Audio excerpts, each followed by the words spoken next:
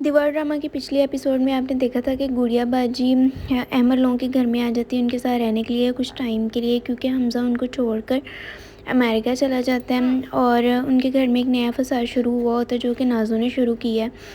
और वो शारिक को बुलाती है और उसको कहती है कि अहमद और उसकी बीवी ने देखे हमारे बेड पर कचरा गिराया है, ये भी उसकी साजिश होती है एक। वो ये सब कुछ देख के भड़क जाता और शारिक जो है उनके कमरे में जाकर उनका सारा सामान भी खेर देता है और साथ नाज़ो को भी ले जाता है। नाज़ो भी जाकर उसका सारा सामान, उसकी बेडशीट, उसके जो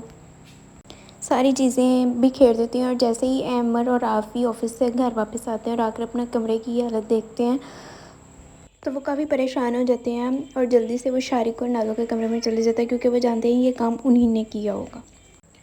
और इसी दौरान दोनों भाइयों के दरमियान शदीद लड़ाई हो जाती है और सबका शोर सुन के सारे वहाँ पे जमा हो जाते हैं और देखते हैं कि दोनों आपस में लड़ रहे होते हैं। ये सब दोनों के दरमियान बदगुमानियाँ पैदा करने के लिए सब कुछ हुआ होता है। उसके बाद गुड़िया बाजी सबको लेके खाना खाने के लिए चले जाते हैं और वह कहते हैं कि इस घर में तो ये सब कुछ रोज़ रोज़ का ही है। और इसी दौरान उन तीनों भाइयों के दरमियान इतने इख्तलाफात बढ़ जाते हैं कि वो तीनों एक दूसरे की शक्ल देखना भी पसंद नहीं कर रहे होते। और अगले ही दिन जैसे ही होता है तो वो टैंकी का पानी ख़त्म हो जाता है तो वो शारिक का आवाज़ें दे रहा होता है